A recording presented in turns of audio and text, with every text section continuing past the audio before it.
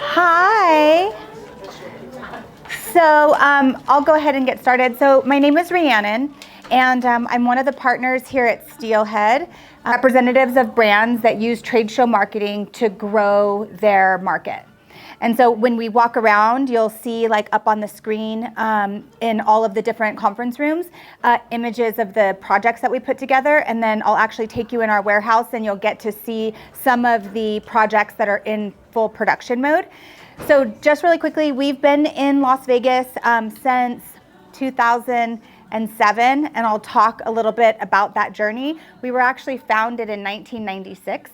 I'm a second generation business owner, and my business partner and I bought the company from my dad in 2006, decided moving from the Pacific Northwest to go to Vegas because that's where trade shows take place. And then for those of you who are old enough, you'll remember that 2008, 9, and 10, the economy came to a screeching halt. And unfortunately, marketing, they're like the first businesses that get hit really hard and first segment of budgets that get cut. And so we almost went out of business. So that was my wake up into entrepreneurship. That was like a welcome that I would not ever want to go back and revisit. So just really quickly, okay, I'll point out this wall so you guys may have seen, but there's an artist around town. His name is Pretty Dunn. He has art all over the Arts District, T-Mobile Arena, and has become a friend of mine. And so as part of the christening of our space, we had him come in and bring the outside in. So we just have like little nod to all things Vegas because this has been our home for a really long time. On this wall, which is like right outside of my office, this really is the reason why I love business. So of course, like helping event planners bring their brands to life on the trade show floor and at events, that's what we do, but this is really why I love being an entrepreneur. So just some of the most notable awards we've won in the last couple years. So we are Inc. 5,000 fastest growing companies in America. We're Inc. magazine's top 500 places to work in the United States. And then some partner awards. And then for 4 years running, we've won Nevada Best Place to Work. So we're really proud, and it's more about how we work than what we do. That's what these awards are all about. And then the tour will probably take about 15 minutes. So is everybody good to just kind of go? Okay. As you guys kind of turn the corner, you'll see that we have a big B Corp logo. So for those of you who aren't familiar with this logo, it represents being in a business accredited on 3 pillars. So purpose, process, and people. And we feel really proud because they're like Tom's Toothpaste, REI, Honest Company. Those are the types of companies that have received this delineation. And we are the only event company in North America to have won this award. So we're really proud. Yeah. And then this is our client wall. So we do 400 events a year that are all over the United States. This is our marketing office. You'll notice that there's a smiley face everywhere, and I've given each one of you guys a little piece of swag it's like a keychain that has Chip on it. So it's his name is Chip, short for Chipper. And so he's like our iconography that follows us around and puts all of his good vibes into the universe. We have a lot of breakout spaces. So many of you guys probably remember, but after COVID, so many people were working at home, but they necessarily didn't want to go back into their office. So this idea of a third space emerged. So instead of forcing people to sit at a desk, we created an office where people can move around and have collision points all throughout that don't require people staying in their workstation. So you'll see there are all sorts of different offices. This is our client satisfaction score, which is 9.87. So we're super proud because events are stressful. I'm sure on some level, all of you guys have participated in trade shows or events of some sort. And we can still maintain a happy client base even though we produce so many different types of events all year. This is our client services office. These folks were all in a meeting in the conference room. At each one of your seats, I've provided a little bit of information about the Give Happy Foundation. So the foundation started because our company really believes in karma and giving back. So like a tenement of our organization is that idea that what goes around comes around. So in 2023, I decided to formalize and create the Give Happy Foundation with the mission to help bridge the gap between for-profit companies and charities or nonprofits. So inspiring my peers, other entrepreneurs and other for-profit business owners to give more to the nonprofit sector. And the Give Happy Foundation kind of sits in the middle because we know entrepreneurs are super busy and maybe they feel philanthropic, but they don't have time to figure out where to put funds. So the Give Happy Foundation can receive donations because we are a 501c3, and then we have a board of directors that gathers around and researches underfunded nonprofits in our community that could use some funds. And so that's how we allocate the resources out. We're hosting our second annual awareness event, and I invited you guys. There's an invitation on your desk, and we're hosting it at a lounge, a hi-fi listening lounge that I just opened with some partners in the Arts District. So hopefully you guys can make it there. Yeah. Some more of these breakout spaces. And one other thing that I like to point out before we kind of move into like our warehouse facility. So all throughout the building, you'll see there are these different kind of graphic representations of metrics. So like the Net Promoter Score, instead of looking at that on an Excel spreadsheet, we put it on a toggle board. This connection board, these are new logos that we've acquired this year. These are some metrics that are associated with like our conversion rate from prospect to new customers and things into design. The reason why we do it like that is because not everybody's comfortable looking at an Excel spreadsheet. I happen to be one of those people. I'm a creative and it makes my eyes bleed. So I've decided to ask the executive leadership team, what are the most important needle moving activities in the business? And then let's turn those into graphics so that everybody, regardless of their familiarity with spreadsheets, can clap when we do great work, or if we need to put more energy towards something, they understand what's going on inside the business. Okay, thank you. Okay, so everybody be careful because technically we're all supposed to have closed-toed shoes. So don't tell anybody because I'm breaking the rule.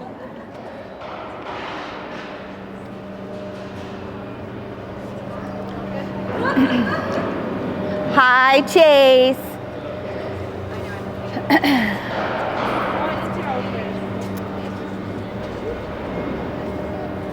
Okay, so this is, yeah. So this is really like where the rubber meets the road. This is like what we do in action. So these are the event environments that we put together for all sorts of different brands. I mean, they run the spectrum: healthcare, manufacturing, technology. They tend to be kind of in that Fortune 1000 size because our average transaction size on our projects is about $250,000. And we're proud of that. And we'll talk more about it, but we definitely didn't start there. Yeah, that's right. Okay, and just one thing that I want to point out. So I mentioned like the B Corp certification and that we are the only event company in North America that has it. If you look at like all of the different structures throughout and even on our racks out there, you'll notice that we use an aluminum frame. And the aluminum frame is the Lego piece that helps us create environments that many different brands can use. Because it's like Lincoln Logs. It's like a skeleton in the body. We all have very similar skeleton, but we're adorning it differently. That's essentially what we're doing with our event environments as well. Alternatively, other companies, they build it with wood, and then when you're done with it, they throw it away.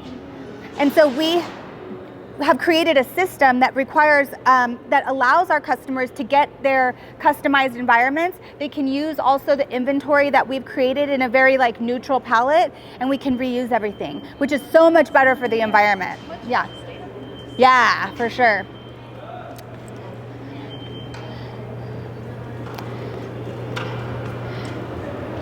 So we have, this is what's called our pre-stage area. So this is where we set everything up before it goes out into the universe. So you can imagine that if we're setting up something on a trade show floor, we have to use union labor, and it's so much more cost effective to fix something here than to fix it out on the road.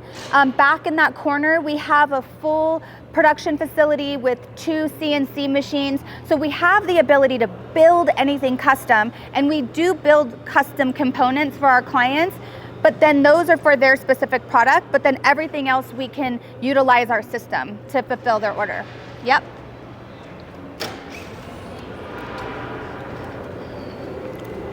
I'm gonna go in here.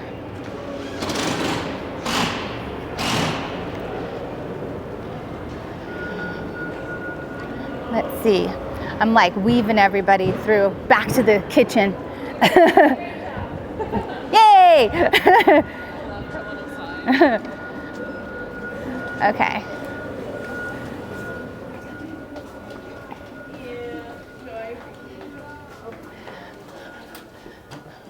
So these, I'll point this out, but I'm going to shut these doors because these are kind of funny. Okay. Everybody in? Yeah. Okay, is everybody in?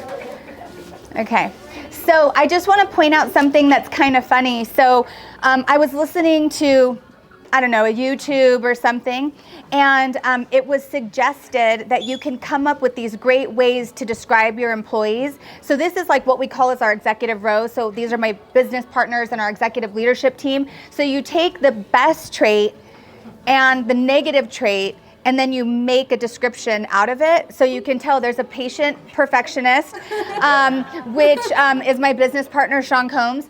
Empathetic overthinker. I'm a stubborn creative.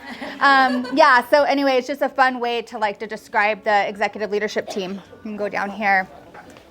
So as you're gonna come down this hallway, this is like the story of our brand in t-shirts. So these are all the different campaigns. Every year we have a different campaign to help like motivate the team, or we come up with different swag.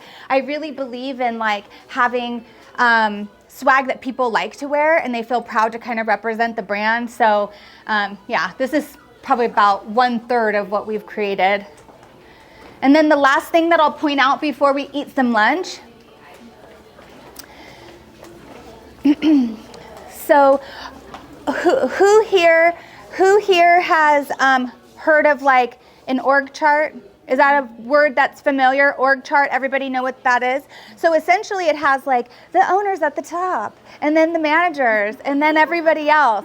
And I just refuse to look at our organization through that lens. And so instead, we've kind of replaced the traditional org chart. Now granted, like we all have accountability to people within the organization, so I'll just like be clear and honest about that. However, if you look at an organization as an ecosystem, if one area of the ecosystem is unhealthy, the whole entire ecosystem suffers. And essentially, I like to look at it this way because it demonstrates that we all need each other. We can't produce what we produce for the clients that we produce it to the quality and satisfaction that we produce it if our ecosystem's not healthy. And it's not about me solely being a good leader. If there's another department that's completely falling apart, it's going to affect the ecosystem. So it's just a way for everybody to recognize that we all need each other in order to succeed. Yeah. Okay, lunchtime.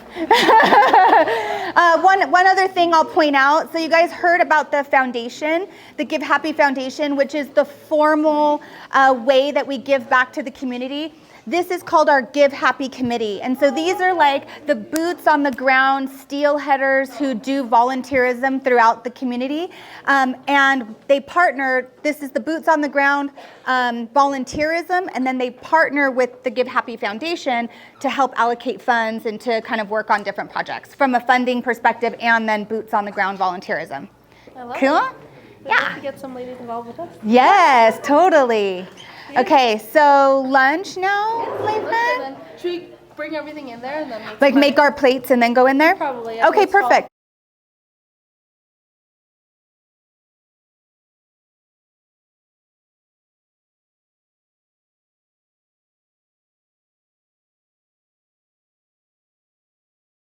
Thanks for coming.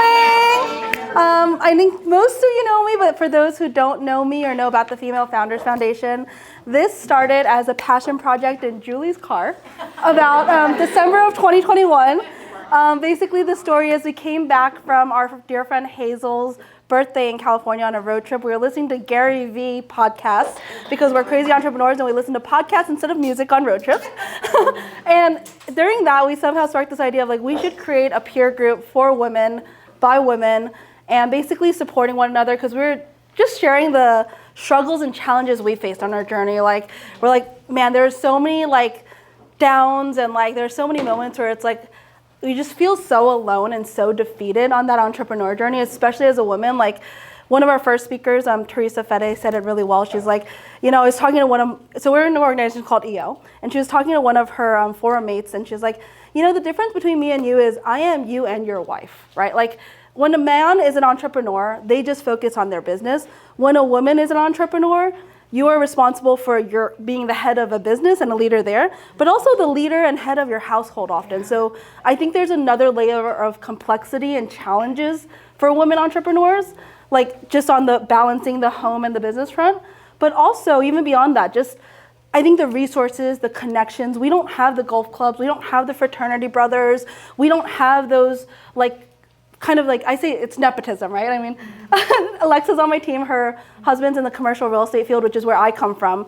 So much nepotism. It's like your frat buddy is the one who gets the promotion or gets the client or gets the gig because they are your frat buddy. And we might not have that. So we have to really cultivate our own connections and support one another. And so this is the whole point of this community. It's basically women entrepreneurs supporting other women entrepreneurs because people who have, you know, we're like, there's ups and downs in our journey. And that's what Rhiannon and Julie and I always talk about. And so our goal with this is really just to share the hard parts, I think, that no one really talks about. That sometimes it's like you feel a certain way and you think you're doing something wrong and everything's messed up and there's something wrong with you and you're not adequate or you're not equipped or you're not qualified. But everyone, I think, feels that way at some point. And so that's the kind of challenges and also how we overcome them, right? There is those downs, but how do we overcome them? And how do we overcome those challenges? How do we power through and basically keep high vibes during those hard times? And so that's really much the gist of it. And I also want to give a shout out to our lunch sponsor today. Yes, she has a school. I don't know if you want to share a little bit. Like, do you have a school that helps teach entrepreneurship? You probably say better than I can.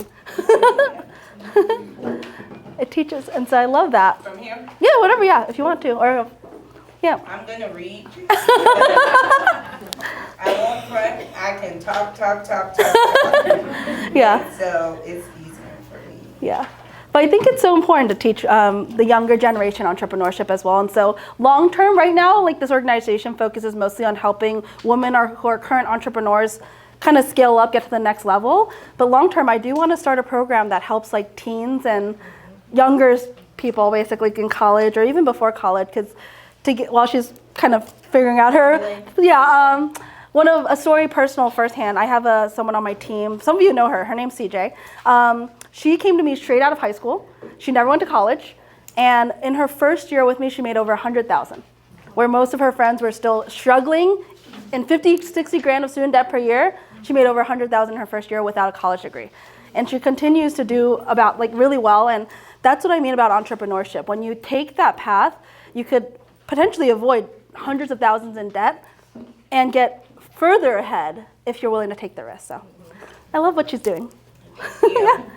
So good afternoon. My name is Marquetta DeVille. I'm affectionately known in the community as the real estate auntie. I also do residential real estate, but today I am here for a project that's very near and dear to my heart. So my partner over here is Janae Sidesmore with Your Perfect Footwear. And so quick background story. I am an educator at Future Edge Academy, which is an inner city K through 8 charter school. And the school is about 357 students. We are expanding to 9th and 10th grade, hot off the press, you guys. Congratulations. Congrats. It's not easy. So this, what did you say, passion project? Okay. This passion project started this year. Janae, myself, and our other partner, his name is King Jermaine Jones. We were all doing a quick assembly at the school. Janae came in with incentives for the kids, and then on our way to the car, we were like, oh my gosh, we can do so much more at the school. And literally at that moment, we created a movement called the Rise Up. And Rise Up, our school stands for respect, integrity, safety, and excellence. And so, excuse my voice, my allergies decided they wanted to do their own thing this morning. So, Rise Up is an inner city excellence movement. The movement is student-led, community support focused initiative and transforming school culture through entrepreneurship, leadership, and positive reinforcement. Students will operate a school-based business earning Phoenix Bucks, because our mascot is Phoenix.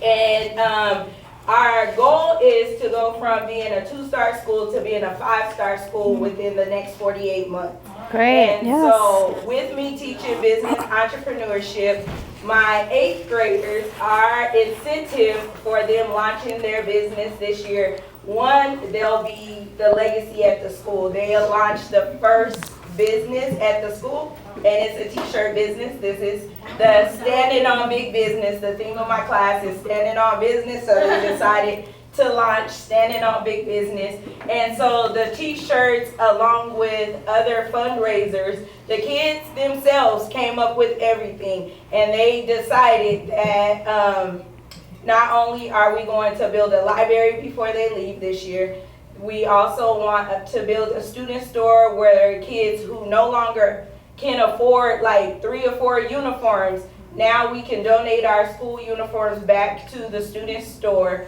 But the biggest part of this year's fundraisers is creating sports programs, because in inner city schools, kids typically find a path out of what they're going through at home, what they're going through in their community, through sports or music. And so we're going to implement after school programs.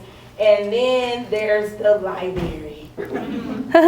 So currently we don't have a library at the school. And so that was something not only myself, but Janae and King also found our way through, is through books and through reading and through literacy to get out of the situations that we grew up in.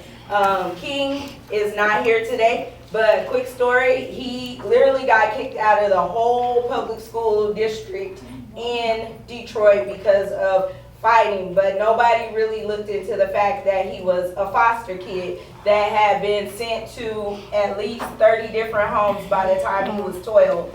And so he found his way out through books and sports. And then Janae has her own personal story where we both grew up in inner city communities, but we found our way out. And now today we have 3 successful entrepreneurs who were able to find our way out of our communities and the different things that was happening around us through reading, through sports, and through other community mentors. And so our goal is to get 15 business owners to donate $1,000, and that will allow us not only to implement sports programs next year to where the school isn't found in a deficit at the end of those seasons, also to build out the library before the end of the school year so that the 8th graders who are leaving this year will have an opportunity to say, this is what we left in the school. That's awesome. And then to also give them the confidence that you can leave Future Edge Academy, an inner city K through 8 school, as business entrepreneurs. And so they've already started to sell their shirts.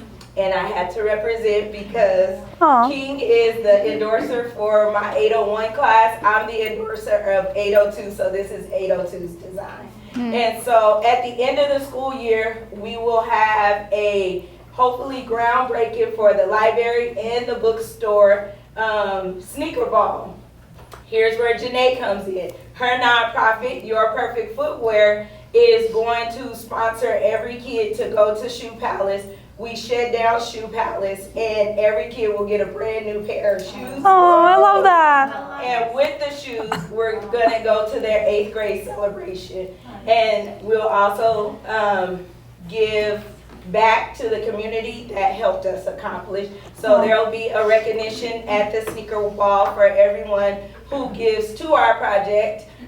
You'll also have a brick in the library or the student store that will represent your business or you yourself, however you choose to donate. So I thank you guys for this opportunity today, and I look forward to working with you all throughout the year. Are you guys a nonprofit? Janae is a nonprofit. Okay, Yes. gotcha. Okay, Yep. excellent. Yes. Yes. Awesome. We can get that done. 15,000? Yes. That's easy. Let's do it, baby. Count us in Yeah. for some. That's easy. I love it. Yeah. Yeah, well, thank you so much for making time, Rhiannon. Of course, I know we always. had this conversation, I think a few months ago, about the whole second mountain journey. And Yeah. this is part of it, and I appreciate you being on this journey together. Thank you for having me. Yeah, so I guess we'll get started now and kind of perfect. share a little bit, just jump right into it. Okay.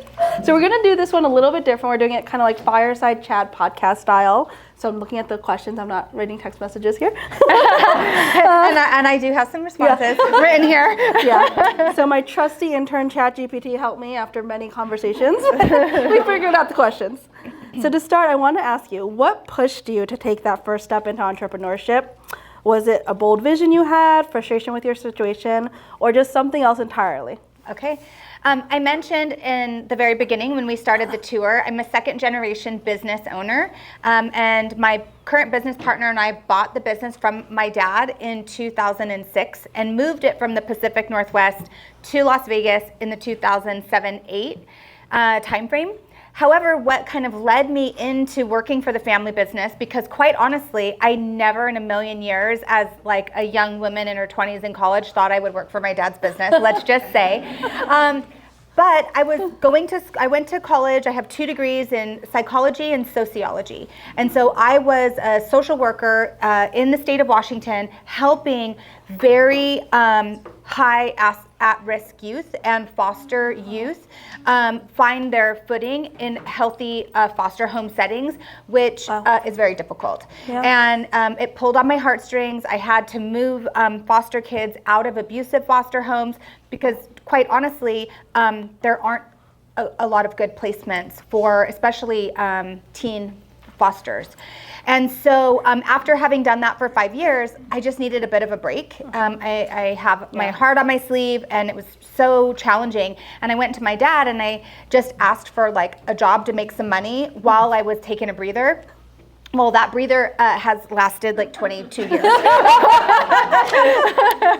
And then kind of coming into the business, I realized like, wow, my compassion and understanding for humanity really helped turn me into a great marketer, and I never left. And so here I am so many years later, but that's what kind of led me into it. Yeah, I wouldn't change a thing. And I love that you share the compassion and understanding for humanity as a key Yeah. point, because one of my mantras in life is kind hearts build empires. Oh yeah, absolutely. And you know, it's really beautiful because my business partners, though they didn't come from the social work side, they recognized how important giving back was to my DNA as a woman, and I was able to kind of integrate philanthropy into the foundation of our organization. And I was able to actually do more as a business owner than I was as a social worker, just if I kind of reflect back on my journey. Yeah.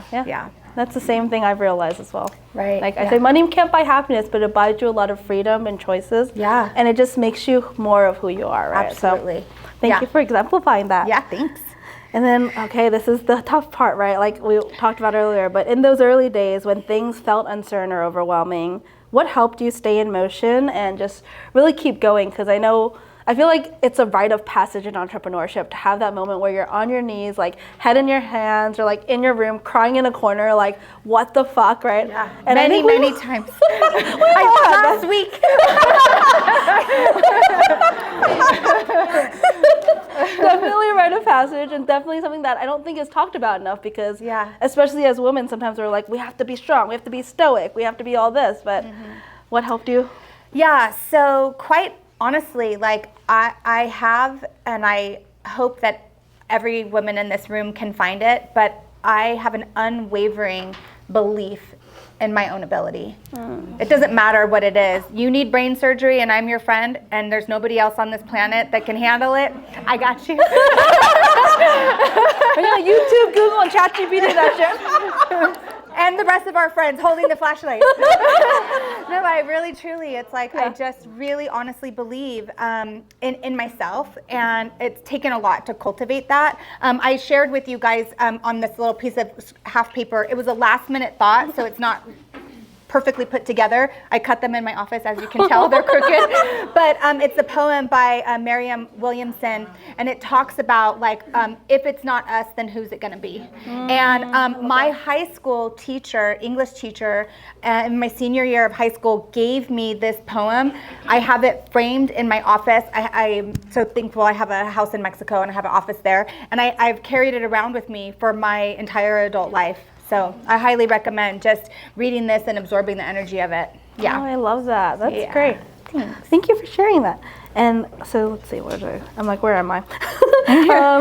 So can you share a specific example of one of the hardest seasons in your journey and how you kept your energy and mindset strong through that specific scenario and kind of overcame? Yeah. You know, and Liz, who's my director of marketing operations, she was on this part of my journey with me, and I think all of us were adversely affected by COVID. Our company, Steelhead, was just kind of getting its stride going into kind of 2020, and we had broken through the $10 million barrier, and we were kind of in that range between 10 million and 16 million. And my business partners, and I will probably cry because this was like a really, really horrific period of time in my life, personally and professionally. But we were feeling like, we did it. We finally made it. Like, we made it into the big business realm. I'm a female, ethnic entrepreneur, very rare for me to be in the C-suite ownership level, and COVID hit. And in a matter of 2 weeks, I had to let go of 90 employees, like people whose blood, sweat, and tears like make up our organization. And Sean, who you have seen walking around, but he's my business partner, we divided up our employee roster, and I had grown men like crying in my office, and we just were laying people off for 2 weeks straight, laying people off. We were locked out of our building. For those of you who lived in Vegas, you know that you couldn't enter a business facility. So this pride and joy that we had built, from like really, when we bought the business for my dad, his revenue was probably about 3.5 million. So my business partner and I, you know, in our 30s with a little bit of naivety and bravery, decided we're doing it. And it was just wiped out in a matter of 2 weeks. We were shut down. And then simultaneously, my son, who now is beautiful and super healthy and 24 and works in the back, got addicted to fentanyl. And so I have goosebumps, but yeah, it was so hard. So my business was falling apart and my son was super sick with addiction. And I had to, and this is I know that we all can tap into something greater than ourselves, whatever that means for you, right? But for me, it was like every day knowing and sitting in meditation and in faith that everything that was happening to me was meant to be a part of my story. It was meant to be part of my journey. I am equipped with everything I need to hold my head high and to weather on. And I wasn't experiencing losses. These were all lessons. And so it was flipping that narrative so that it would be so easy to fall into victim mode. Yes. And every morning it's like I had to wake up and like, not today, bitch. Not today. We're not breaking down. We're still gonna fucking charge on. Yeah. And it was like an everyday practice, and it needed to be so raw, and because it was so critical on so many fronts. I mean, it was life or death with my child, and it was life or death with my business, and it was like an everyday choice to just keep on pushing. Yeah, keep on pushing. Thank you for sharing. Thank you. So That deserves a clap. Yeah. Thank you. Yeah. Thank you. Yeah. That deserves a pat on the back. Warrior No, it does. move. Yeah, It you know, does. I'll tell you guys a secret. Not a lot of people know about me. I actually have on this, I'm covered in tattoos, but I actually have a kiss mark right here because. I love that, Ryan. You guys can steal it. You can steal I love it. We have to love ourselves. Yeah, because, we you do. know, nobody will love us more than Yeah. we love ourselves. Yeah, thank you for sharing so openly. And I think, because that's important, right? One of the things, I think I've talked to Maria about this before, but I always say the breakthrough often comes after the breakdown. Amen, and it's like sister. that phoenix rising, right? It's like a cliche and a symbol for a reason, but most of the most successful people I know, like, you've gone to hit rock bottom before you have your Totally. ascent. And like, the journey is never a straight road. You may hit this peak and think you're at top of the world, like you were saying, like, oh, we made it, we're here. And you're not actually there, because the universe or God or whatever greater power you believe in will humble you. There's more to learn. Yeah, and that's what I realized. Actually, I had a really great speaker recently. Rhiannon was with me at a conference that we attended, and he was saying, like, that's one mindset, and that's a lesson I learned the hard way, and it sounds like you did too, where you never want to say I made it or I paid my dues. Because you've never actually made or paid dues. Like, success is like rented, and rent is due every damn day, right? Like, and the people who've gone to that point where I've been there too, I'm like, oh my God, this is like all I've ever dreamed of. I made it, and guess what? I crashed and burned the next year. Yeah. So that's something that I think is really important to take away, of like always remaining humble and always realizing that you have to earn it, and that like you've never made it per se. It's like life is a continuous growth journey and a continuous challenge. So there's always going to be the ups and downs. Absolutely. So true. That's so wise. And so thank you for sharing. And what does high vibe actually look like? Because I know that was your words of like keeping high vibes, and you defined it. So I'd love to know what's your definition and what it looks like for you, especially when things weren't going your way. Yeah, so I think we all understand that there's like that kind of good energy that exists all around us, and we can get in our moods, and we can be bitchy, we can be angry, we can, you know, we fall off the path of kind of the highest vibration.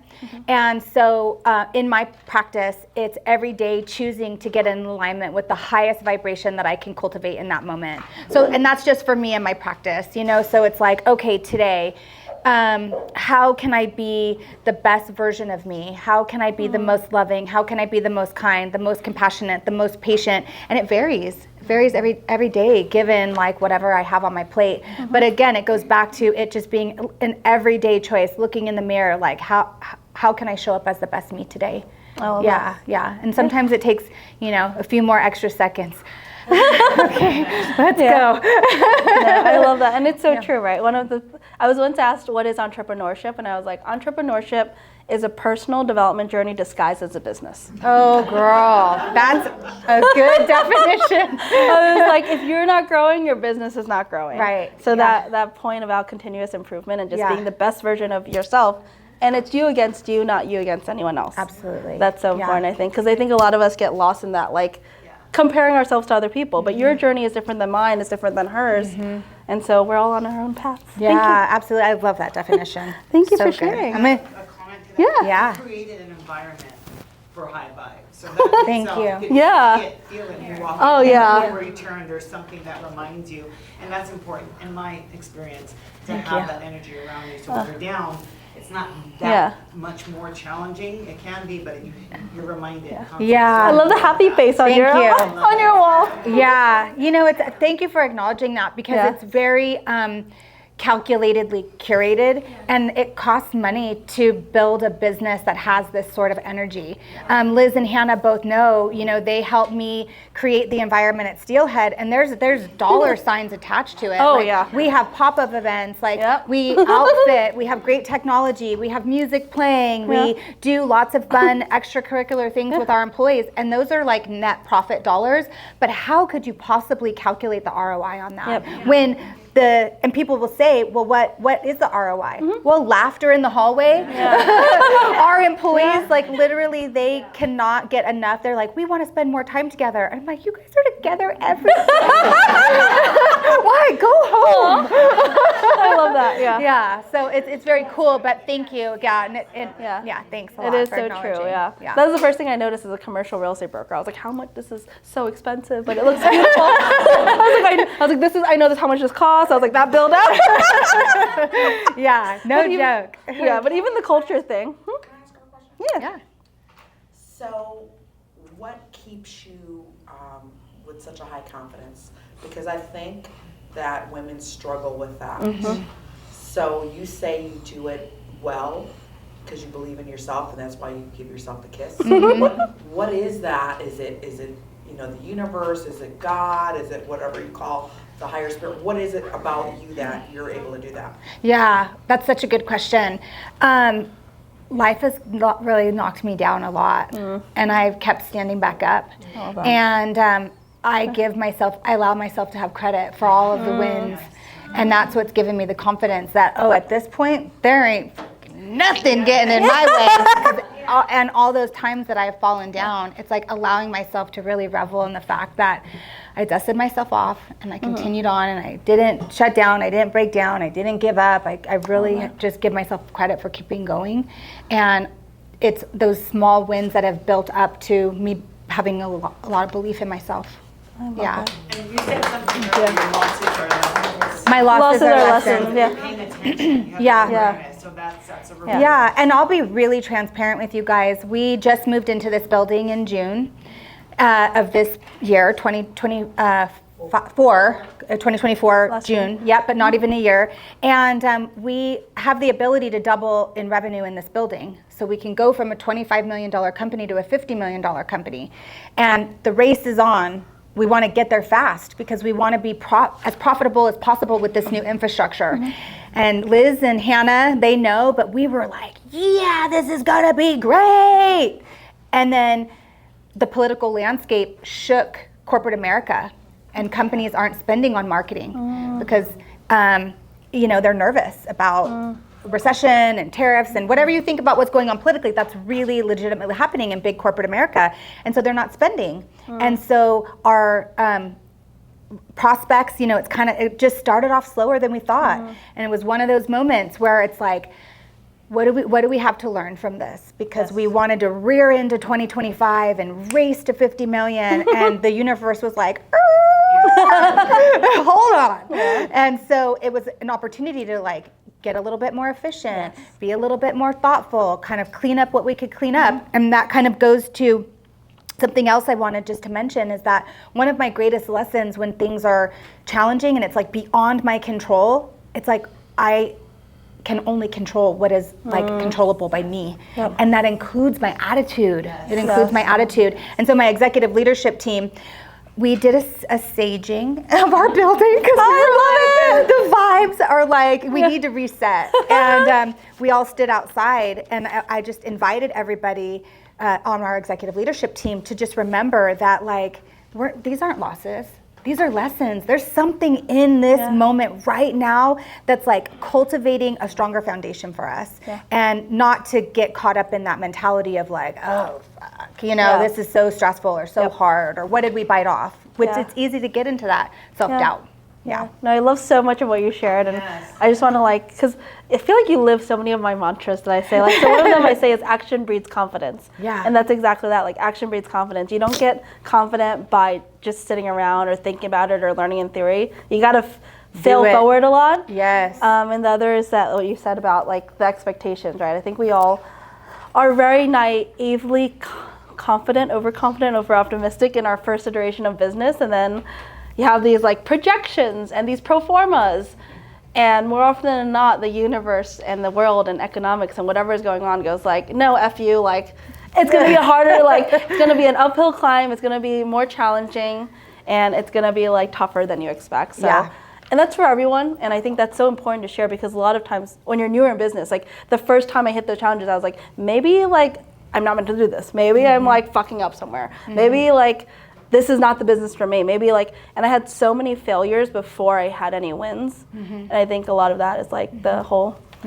finding the lessons in the situation and failing forward instead of just like staying in that mindset. Yeah, So, absolutely. yeah. Thank you so much for sharing. So let's see. So the next one I do want to ask, so this is interesting. So the mindset or belief you had to outgrow in order to become the version of you that could lead and scale, like limiting beliefs. I know a lot of women especially, and I had this limiting belief, I'll share one of mine. It's, if you want something done right, do it yourself. Like that's something my mother said to me growing up. And that prohibited me from like scaling for years because I was like, if I want something done right, I'll do it myself. There is no way you can scale a business by doing everything yourself, you know? So that's kind of one of my limiting beliefs. I don't know if you have any that you had to overcome or if you can share any specifics and how you overcame those. Yeah, so we are like technically like in the construction industry, like production, that's what, like our business, you know?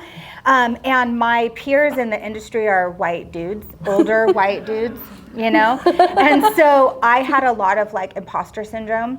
I'm a unique person. I have tattoos, I've had a blonde mohawk, I've had a shaved head, you know? And I remember like kind of starting out my early entrepreneurial journey, and a gentleman walked up to an event and he's like, "Can I speak to the business owner?"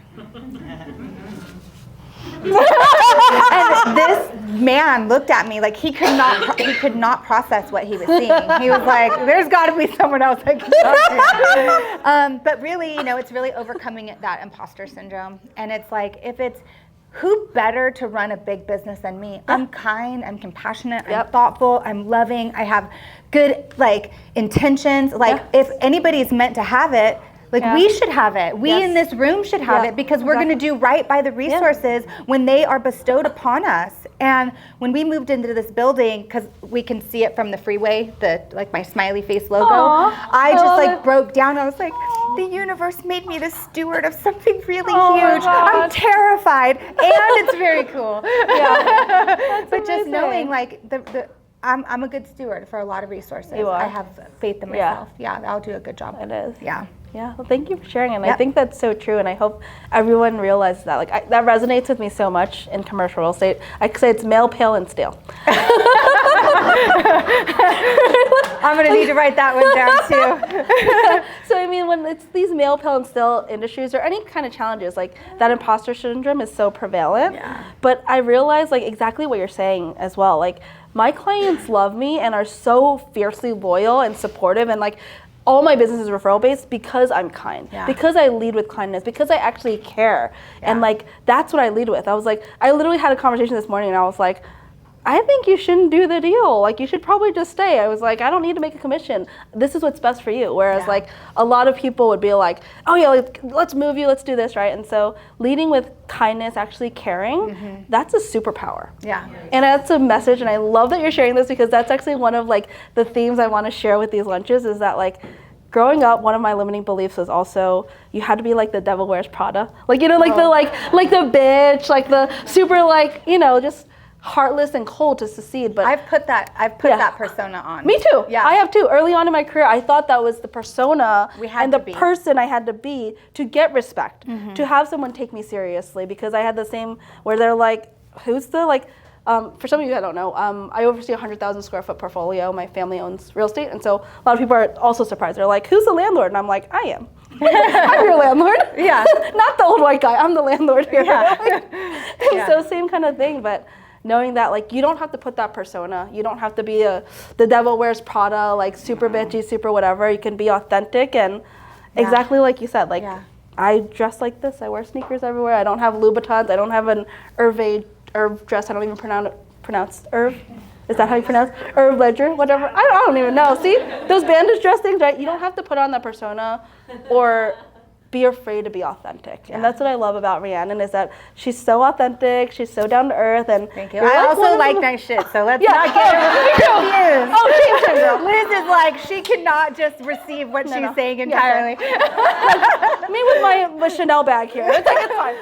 I like nice shit too. I was like, and their sneakers, but they're like $600 sneakers, but it's fine. They're still comfortable. And their sneakers. I was like, me with my $600 sneakers. But I mean, like, you can be authentic and kind of embrace what it is, and that's why I was like, I really appreciate that you're so authentic about that. Thank you. Thank you. So let's see. so kind of on the more positive side now, what's been one of the most meaningful wins, and what do you think actually made it possible? It's funny that we're talking about authenticity because that's what made it possible. So Cox Business, do you guys know that brand, Cox? Oh, yeah, Communication and everything. Everybody knows Cox Business. Yeah. So they're our biggest client. They're like a $6 million account. Oh, wow. And at the time when we won the business, which was before COVID, right, Liz? Yeah, before COVID, my executive leadership team plus some designers, account managers, we fly to Atlanta to go to their headquarters. And I get there a day early because I was traveling from somewhere else. And I'm there, and across the street from my hotel was a tattoo and piercing place. And I'm like, oh, I'm bored. So I go and I get my nose ring piercing the day before, a multi-million-dollar presentation. And my business partner, he's like, what are you doing? Like, we are going and presenting to Cox Business and you decide to get like a hoop in your nose? And I was just like, if they like decide not to do business with us because I have like a nose ring, then like they're not meant to be our client, And I feel like we won the business because we showed up like in our authenticity. Yes. As an organization, we were like, we will work harder for you than anybody, any other competitor. We have all the same capabilities, and you'll have an extension of your team in us.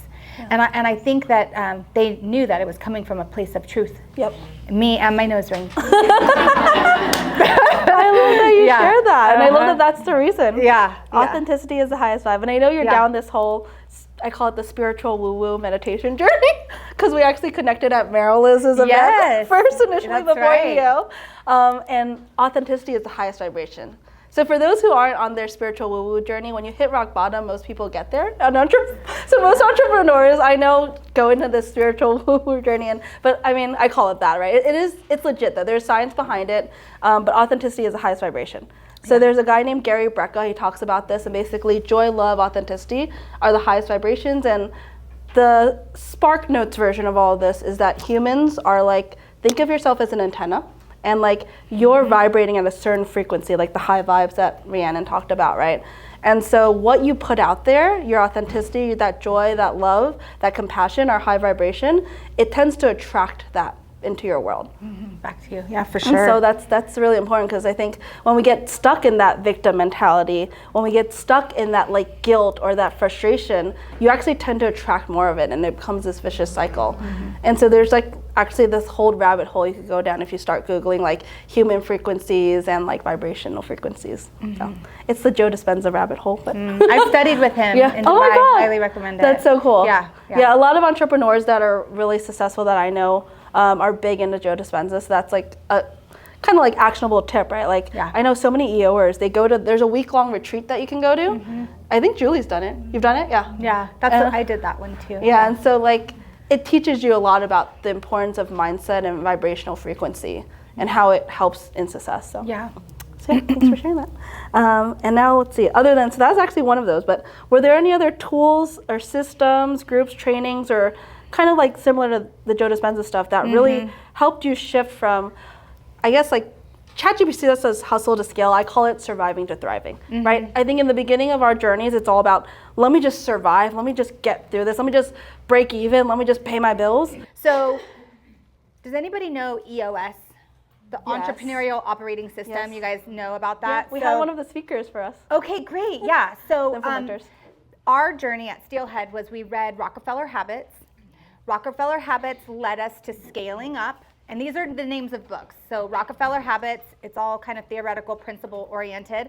Then it was Scaling Up. I have that book back there for you guys to take a look at. And then it's EOS, and there's like a few books in the EOS collection. We would not be where we're at as an organization without EOS. And so one of my suggestions to women starting out in business, because even with my foundation, that's a new startup. Even with Echo, the lounge, whether you're brand new, whether it's a nonprofit, whether it's a startup, or whether you're a multi-million-dollar business, the EOS system, it's like I can't even recommend it enough. And it's a short book, the first one, What the Heck is EOS? So that's one thing I would recommend. And then the other is to surround yourself with like-minded thinkers. I have a small little story. I remember we had moved to Vegas, the business was growing, and I was out to a birthday dinner with a bunch of football moms because my son played football at the time. And I remember sitting around and we were down at Commonwealth. And I was sitting with all these beautiful women who I had raised my children with, and I was so lonely. I was so lonely. I was so lonely because who understands $30,000 payroll? Who understands, $100,000 rent a month? A payroll every 2 weeks. And so though I was surrounded by women who, gosh, they still love me and we're still friends, there was a part of my soul that was just aching to have camaraderie. And so these sorts of things, EO was that blessing in my life where it's like, oh, boom, immediately I was, now granted I was in a forum with 8 dudes, but they're my brothers, because there aren't very many women to men ratios still kind of off, but as it is in the world. But that's why I think groups like this are so special. Yeah. No, I love that you share that because the peer group thing is so important. I think the conversation about that with Julie was what sparked this whole idea. We're talking about peer groups and Tony Robbins and Gary Vee, and we're like, we need to create a peer group for a woman because EO changed my life too. EO has been the biggest blessing. It changed my life both personally and professionally. I often share I would not be married today if not for EO and my forum. And so it really helped me with personal growth, but I couldn't get into that room until I hit $1 million revenue.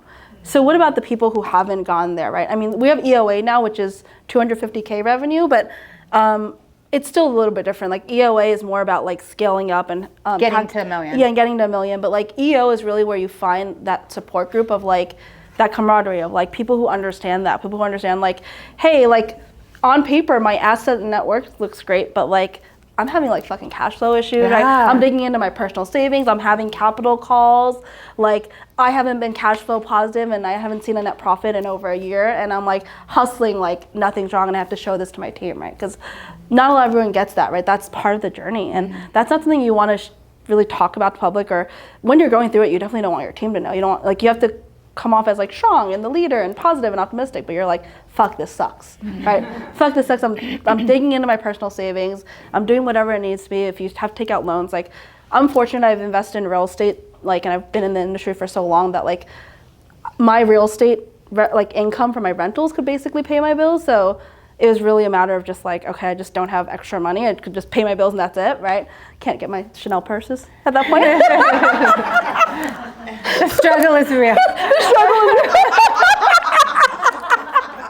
But no, I mean, we came from nothing, right? Totally. My families are first generation immigrants, also minorities, right? Women, just against all the odds. And so I think that's really great that you shared that. Thank you for sharing. Yeah.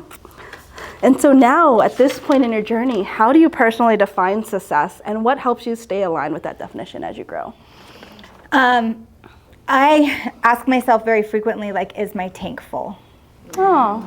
It's so simple. And the other week my tank wasn't full, and I was honest with my husband. I said, dude, my tank's not full. I haven't been doing my practices. I haven't been taking good care of myself. I'm feeling empty, and yet I'm still doing everything for everybody. And he's like, well, why don't you go to the spa?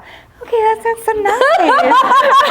That's a wonderful idea, husband. But yeah, it's just really identifying when my tank's full, and then figuring out what I need to do, because sometimes it's personal, sometimes it's professional, sometimes it's physical, sometimes it's food. I came back from a big event this past week in San Antonio, and I was just I was telling Liz, I was so drained, and I'm I feel I'm dehydrated. And I called an IV, mobile IV. I got an IV and vitamins and nutrients. I'm okay, my tank wasn't full, and it was as simple as $200 to get an IV, and I'm back on my game again. I love that.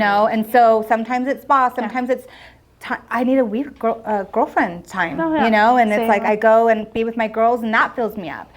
So it's being connected to the tank. Yeah. Oh yeah, I love that. I love that you share that. Simple. And I'm I feel they have so many similarities as I'm listening to you speak, because I'm literally I'm feeling that I've been back-to-back travel and just checking in, right? And Reset IV, I don't know what you call, but Reset IV is what I call all the time, and I do that too. Yeah. Especially after travel, you could just get it. So yeah, feels good. If just you haven't done things. it, highly recommend. Or you could go even to Restore. Oh, and yeah. it's less expensive because you go to them. Oh, okay. % off at the local or something. Oh, Yeah, awesome. it's good. They'll give you a good discount for your first time. Yeah. Yeah, and so I think it's like you don't need permission to rest and relax and reset. Because I remember when the early parts of my entrepreneur journey, I'd feel guilty if I took a spa day. I'd feel guilty if I took 2 hours off of work, and I'm like, I'm building my business. I'm not supposed to take a break. And then I still feel like that sometimes, to be honest with you. Yeah. Yeah, so thank you for sharing that, because I think it's like, and I don't know if you've experienced this. I know I've worked myself to physical burnout multiple times where like I was like bedridden with like fatigue, like digestive health issues, all caused by stress and fatigue. Yeah, your body will say no at some point. Yeah. Yeah. Yeah, so sometimes it's like if you don't rest, you'll be forced to rest, whether it's God, the universe, whatever you want to call it, it will force you. And so keeping in mind the importance of balance, which I'm still not good at. But yeah. It's hard. But giving yourself permission, I think that's what you're saying, and I think that's important for us to all to appreciate and understand. Oh. Do you work with your husband? For the restaurant, for Echo, the lounge, we work together. He runs the operations with our partner, and then I do all of like the marketing and branding side So of it. awesome. Yeah, I really hope you guys can all come and check it out. Yeah, I'll be at your charity event. Yeah, you guys are all invited to come to the Give Happy charity event. It's like a collab between the lounge and the foundation. So we're hosting the event there. We're gonna do like a cocktail tasting, menu tasting, and then the ticket fee goes to raise money for the foundation. And then we're gonna be auctioning off some live art too. Live auctioning off art. Oh. Live auction. Yeah, local artists are donating pieces that we're gonna. Yeah. Do you need some more? Yes. Okay. I think more Marianne than knows someone. She could get you some. You probably know her, Janelle. Rel? I don't. But let's talk. No, let's talk after. Yeah. And then Snipped is one of my clients. He did the mural at Share Downtown. Oh, good. Yeah, he's one of my past clients. So. Okay, good. Let's talk about that, because Pretty Done is donating. A guy named Nico, he just did a new mural in the Arts District. Oh, okay. Yeah, we have a tattoo artist that's doing a hand sketch drawing for us. Yeah, so there's going to be some really cool, authentic pieces. Okay. And Marianne can get you her friend who's an artist. Cool. Yay, thank you, girl. Yeah, okay, good. Yay. And then let's see. So to close with a formal question, I want to ask, when women talk about your story years from now, what do you hope they take away? Not just about what you built, but how you showed up through it all and just the legacy you want to leave. I think this is a really important close, because we had this conversation last time, but a lot of women who hit that, like, or people in general rather, when you hit your first mountain, it's all about personal goals, financial freedom, personal success. And often you hit that valley of despair, depression. The second mountain journey, which we just spoke about, that we feel like we're on, is like, what's the legacy you want to leave, basically? What's the impact? Yeah, so I want to be known for my bravery. Aww. Yeah, and I want people to look at my legacy and the work that I've done and think, she was brave. Oh, I'm gonna cry, but she was brave, and then because she was brave, I can be brave too. I and love so that. it's like the bravery will just kind of continue on. I have a belief that the universe like favors the brave. Oh, I love that. And So I true. remind myself often, I told you guys I was in San Antonio for a speaking event, and I spoke to an audience of 109 people. It's the largest audience. It was the largest session at the conference. Wow. And I was like, didn't sleep. I'm taking ashwagandha. I like my nerves. And I did it. Yeah, And I did it. And I'm like, I was brave. I was brave that day. And I posted about that a little bit on my LinkedIn, because I was really nervous. And I know my shit, but I was still afraid. And I did it anyway. And I love that. Yeah, I remind myself like, okay, the universe favors the brave. Yeah. Yeah. And it's that legacy you want to leave. I love that, because one of the things I learned is, so one of the courses I took, Date with Destiny, that changed my life. It's Tony Robbins. Charlene did parts of it with me, and so did Julie. But they say like to define a life mission. Yeah. And so they're like, we all have a mission statement for our business when we're an entrepreneur, but what's your mission in your life? Yeah. And actually, again, that resonates so much, because so mine is like to be a connector, to enjoy abundance and growth, and to light the way for others. And so to show women that it's possible, that you can, like, if someone like you and someone like me can do what we have, like, you all can do it. Like we're all special in our own way, yes, but like, we're all human. And it's really just about like honestly, I say like entrepreneurship about eating shit for a long time. Being willing to do that and just powering through, right? They say the road to success is the same as the road to failure. Failure is just an earlier exit. Yeah. So if you failed, just continue going. Like, it's rite So of good. passage. So Yeah. Well, thank you. And if anyone has questions, but thank you so much again, Rhiannon. Thank you. I love your shirt. Yeah, thank you for being brave. Does anyone have questions for Rhiannon? Anyone want to start? Be brave? Anyone want to be brave and be the first one to ask a question? So how do you work with your husband? Is it difficult? Yeah. Another, really transparent piece of my life is that my current business partner at Steelhead is my ex-husband. Whoa! Yeah. Yeah. I was debating whether I wanted to ask about that, to be honest. Yeah. I know that, and I was debating about Yeah, it. and quite honestly, it's something that I'm most proud of. It's one of the things in my life that I'm most proud of because most exes can't do what we've done. Yeah. And we run, I will say, we run a badass business. Yeah. Like we're a good business. Like we're good, and he and I do that well. And so it was to recognize, like being married, he and I weren't meant to do that forever, right? And but we grew up together. He went to like my high school graduation, and but we're meant to run a business together. And then in reference to my husband now, it's I'm much more boundaried. So it's like he's in his lane, and it's like, okay, you be in your lane, and I'm gonna like make sure we have cool social posts. And I'm staying in that lane, and I'm not trying to kind of weave in and out of all of the different function of the organization. Yeah. That's awesome. Yeah. So it's possible. How does the ex get along with the new one? So best friends. Like my daughter was in his wedding. We vacationed together. We were all in Mexico together. Like it's really quite. That's an accomplishment in itself. Yeah, it's really quite an awesome story. He's my best friend. I can't That's imagine my amazing. life without him. Aw, Yeah. that's so awesome. Yeah.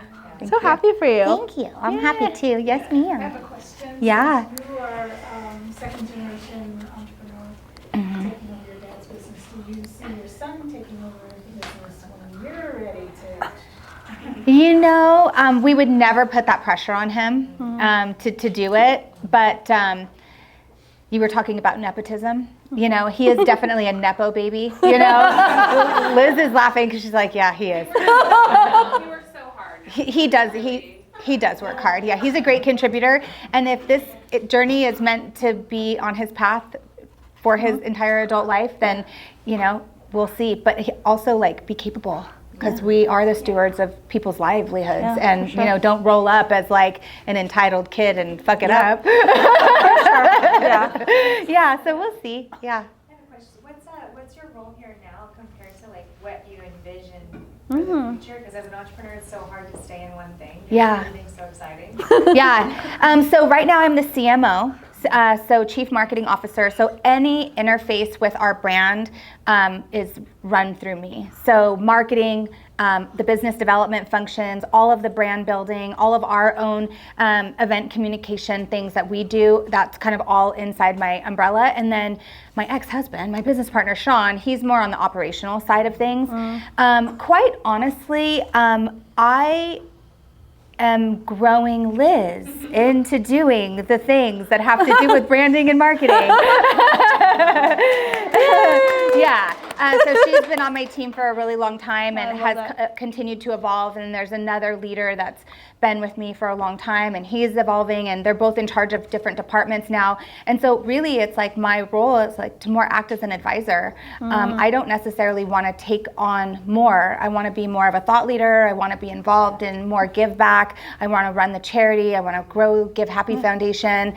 And yeah, really create space for the operations to be managed by other people who are like really passionate about, making Steelhead great. Yeah. That's awesome. Yeah. Yes, hi, friend. In addition to being just a badass entrepreneur, you're also an incredible mother and wife, Thank you. community giver. What's your biggest advice for keeping all the plates spinning and, Yeah. Keeping your tank full. Honestly, I think it's so important. It's very easy, as a giving person, the universe will keep taking. and keep taking and keep taking and keep taking, and then you'll wake up and you're just like, I'm exhausted and I'm not doing anything well anymore.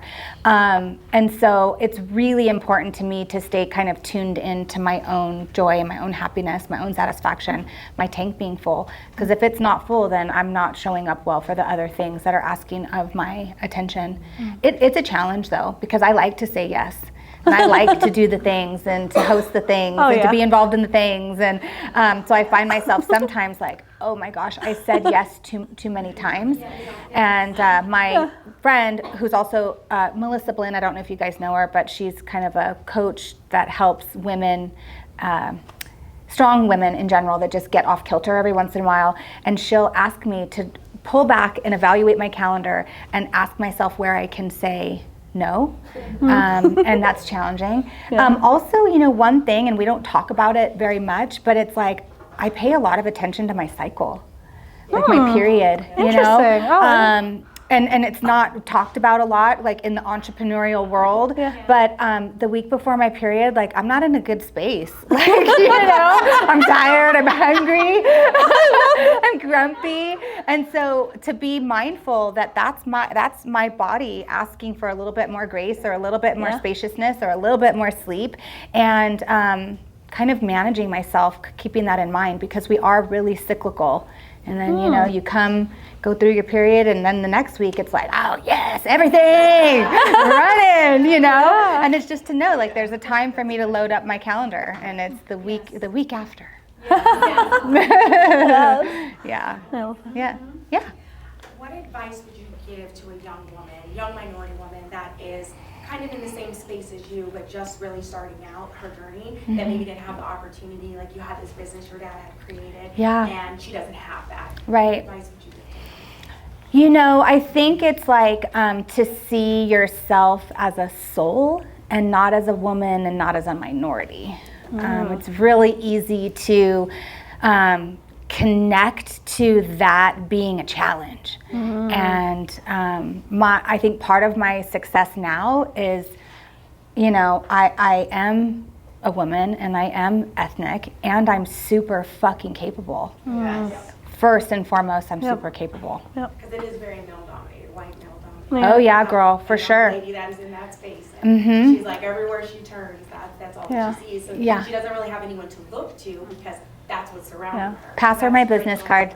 I also say, so Tony Robbins often says, where focus goes, energy flows. Absolutely. And so when I started in commercial real estate, it was completely like white, male, pale, stale, like so awful. Like literally people just hang up the phone on me because they would think I was the secretary. They'd be like, oh, have your boss call me, right? Yeah. And but what I have always focused on is what makes me better? What's my differentiator? How do I add value? Why am I and when I focus on that, because I care more, because I am genuinely compassionate and I actually listen to them instead of all these male, pale, and stale guys who just talk at them and are arrogant and don't take the time to get to know them, don't take the time to build a relationship, and are just purely transactional, whereas I'm trying to genuinely help someone.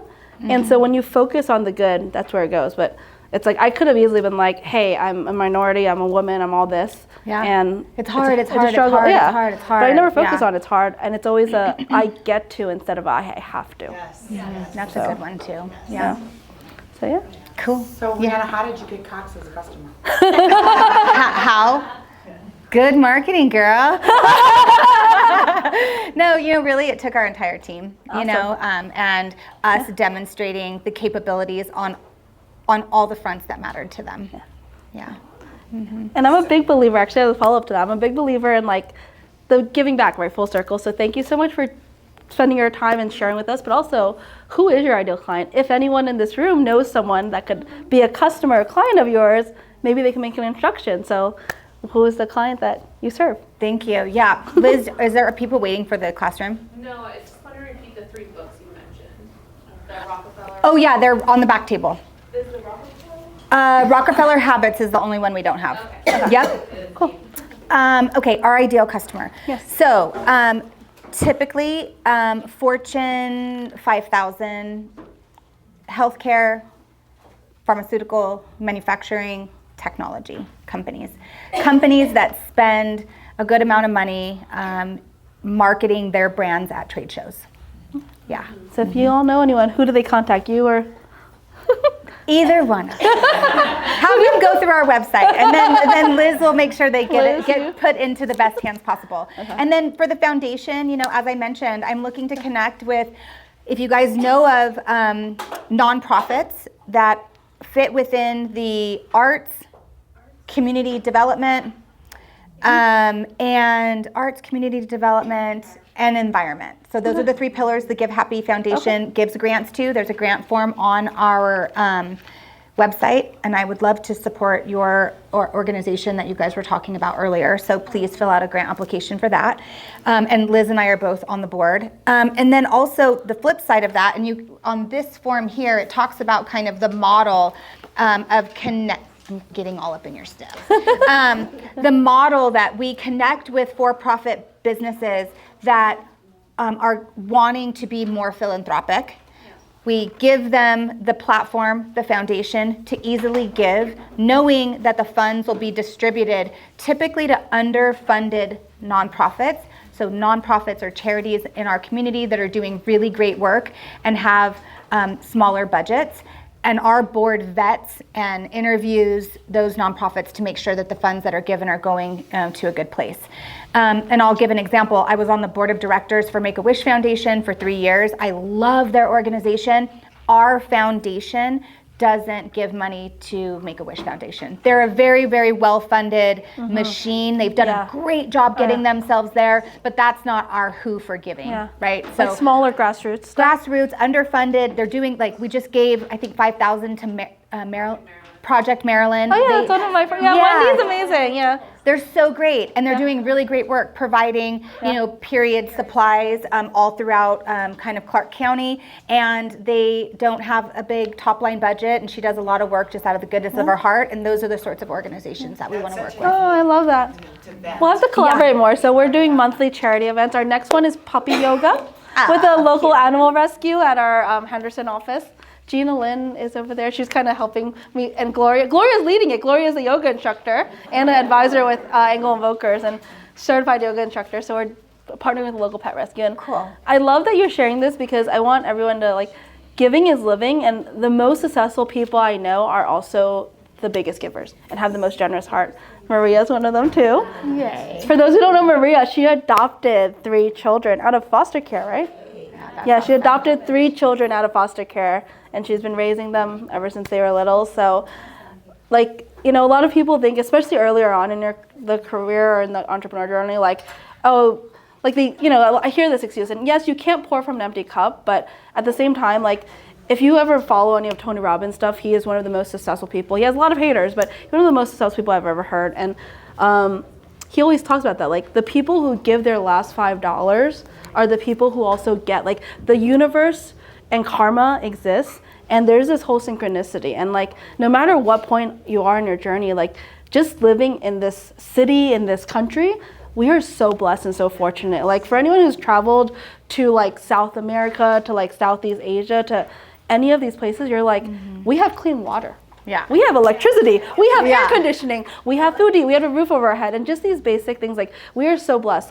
We can all find ways to, I think, give back, whether it's time or money or anything else, and that's why I was we're here to do that. And if you guys want to give back, I think Rhiannon has some great initiatives, and thank you. Our team does as well, so we'd love for you to get involved. And you all us. have my business card as well. It's this little smiley face. And please, LinkedIn, Instagram, Facebook, text me. I'm here to slide in your DMs. In my DMs. Yeah. So I'm here for our community. Oh. So yeah. Thank you so much again, Rhiannon. Thanks for coming to Steelhead. Yeah, of course. Such an inspiration. You are too cool.